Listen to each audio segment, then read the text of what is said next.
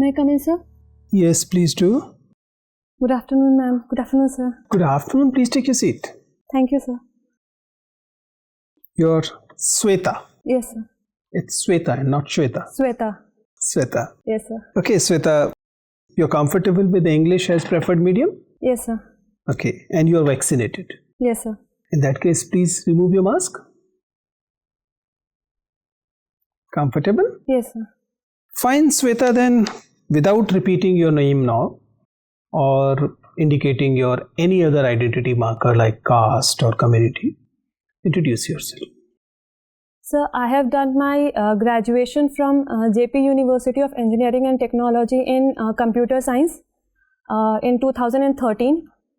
After that, I pursued post-graduation in Cyber Law and Information Security from IIIT Allahabad. And after that, I have 1 year job experience at Infosys Private Limited in Chennai. And after that, I have been preparing for civil services. Sweta, you have done your master's in what? Cyber security? Cyber Law and Information Security. Okay. Tell me, what is this whole issue about Pegasus?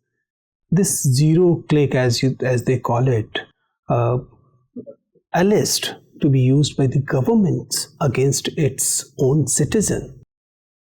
If the allegation is true, tell me the consequences of it for the democracy.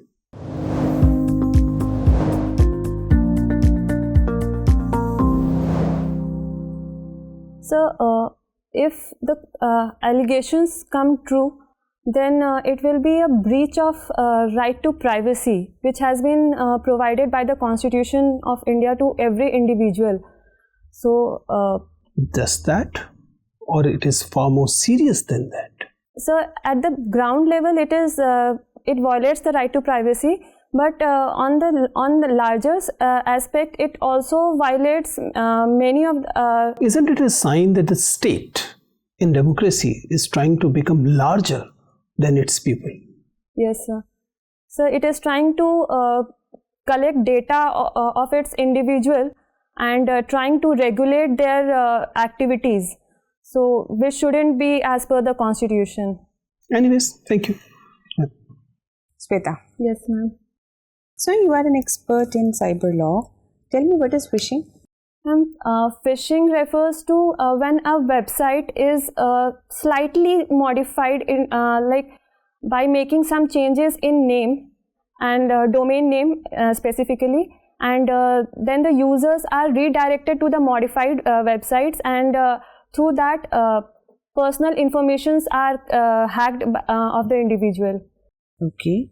And how can economic frauds that have become so prevalent nowadays can be controlled? Ma'am, for economic frauds, to prevent economic frauds, every individual has to be aware, first of all, like they do not have to share their OTPs and their passwords with other individuals. That is the basic level which everyone must practice. Beyond that, one should not share more like unnecessary details of themselves on social media platform, or they should not share their debit card or credit card numbers on any of the platforms, specifically e-com platforms. They should not share those details, because there is always a chance of their data getting hacked and money being driven from those accounts. So why it has become so easy? Is it, can anything be done institutionally? Is there some organization in the Indian government that is working on it? Ma'am, at present, NPCI and RBI both are working on it, and RBI is working on bringing in tokenization form, wherein virtual numbers will be provided for each card system.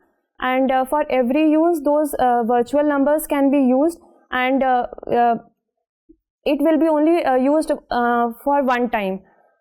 So after its expiry, it won't be available for use, and then it can be prevented. Okay, very right. You are also a sociology student. Yes, ma'am. Tell me, there were talks about right to be forgotten. Yes, ma'am. So, give me a sociological perspective of this and a cyber perspective of this. Okay. Ma'am, right to forgotten means that, like, if internet is a place where a vast amount of data is present, and so, like, if an individual has been convicted for a crime and he has been punished, and he wants to start after his punishment period or trial period, if he wants to start a fresh life, then there can be repercussions if the data is still available on the internet.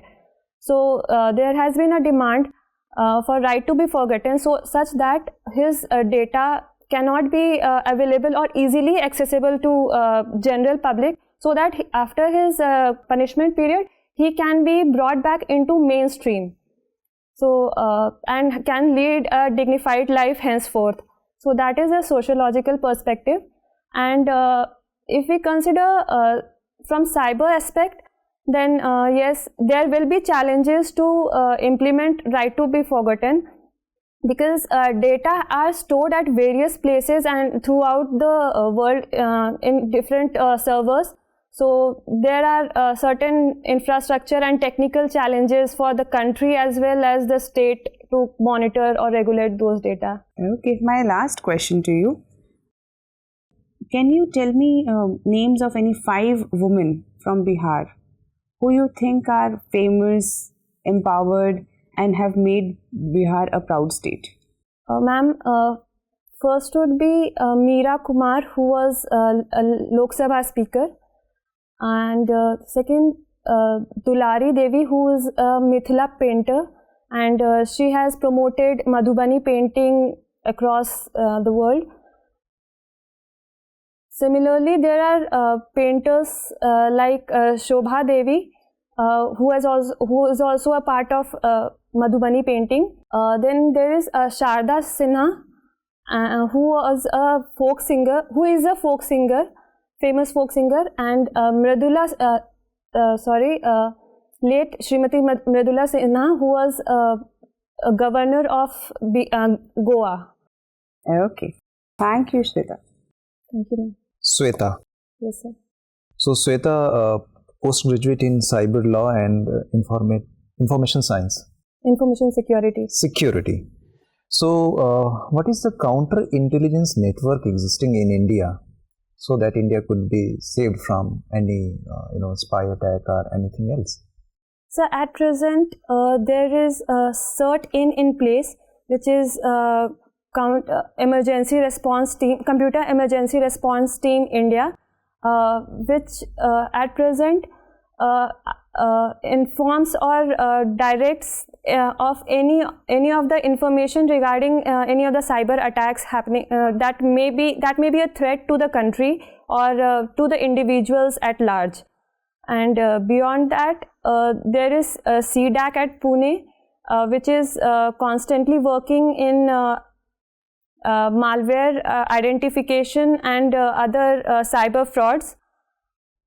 And after that, there are also cyber cells at different So you're talking locations. about some institutions which are placed for protecting India's cyber security. Yes, sir.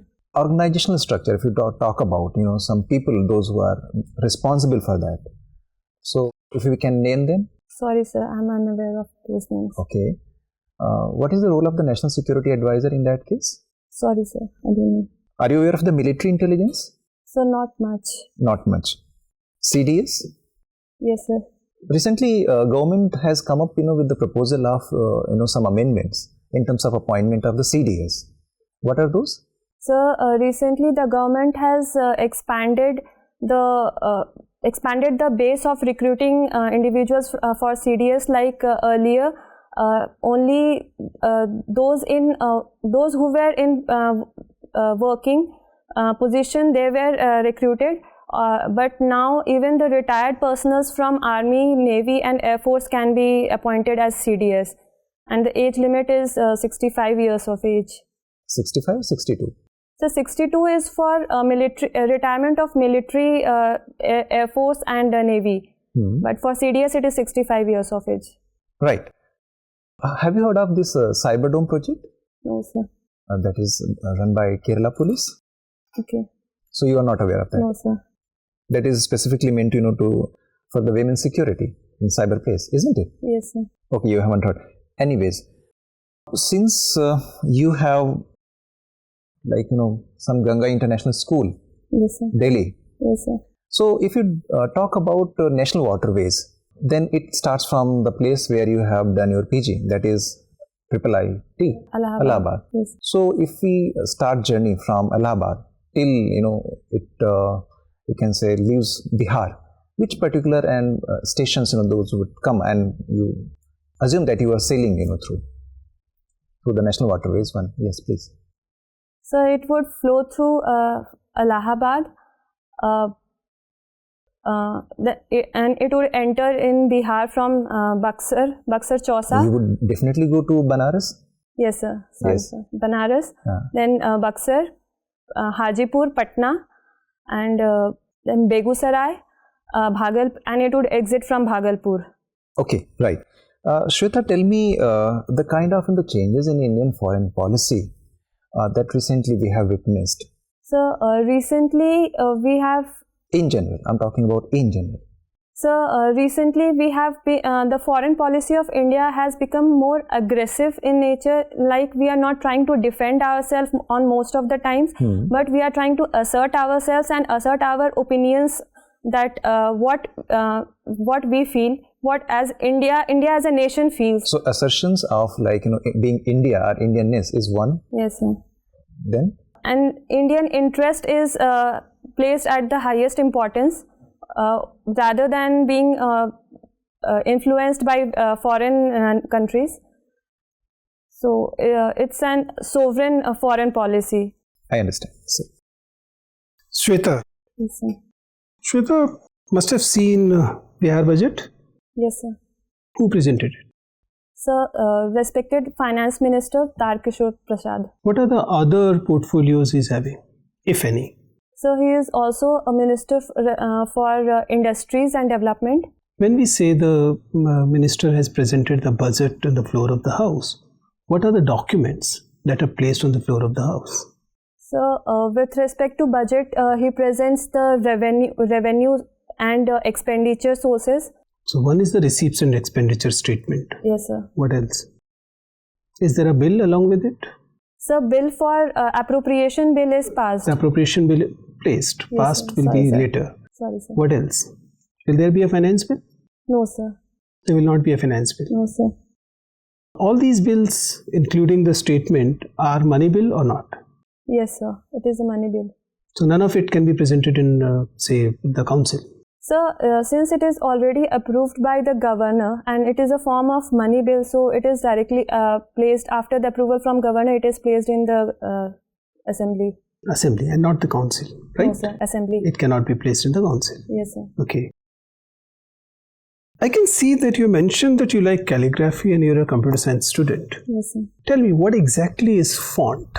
So, fonts are different style of presenting the text or alphabets, and their different sizes with respect to their sizes. So, it When can. we talk about font, obviously the associated feature is the standardization. What is Unicode Consortium? Sorry, sir, I don't know. What are ASCII codes? So, ASCII codes is American Standard Codes, which are used in computer languages. So, like C language, C++ language. So, they form part of ASCII code. What ASCII code has to do with fonts?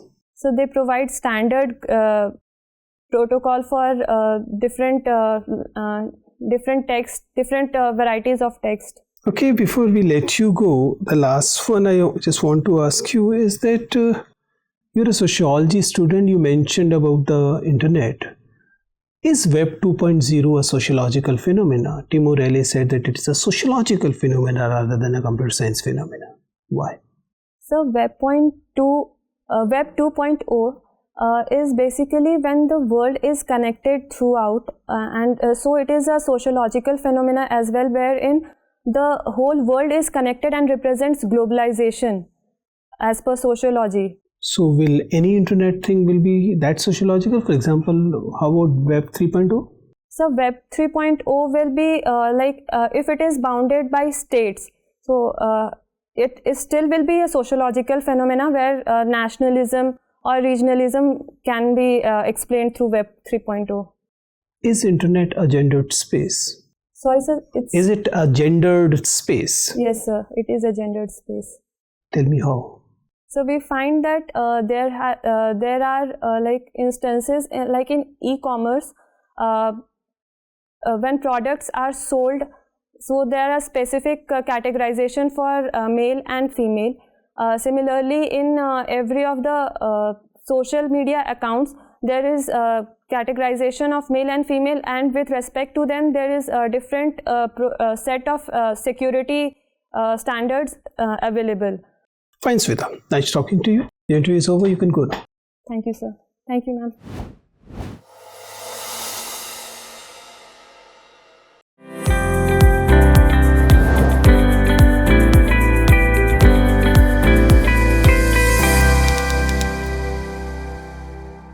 Take a seat.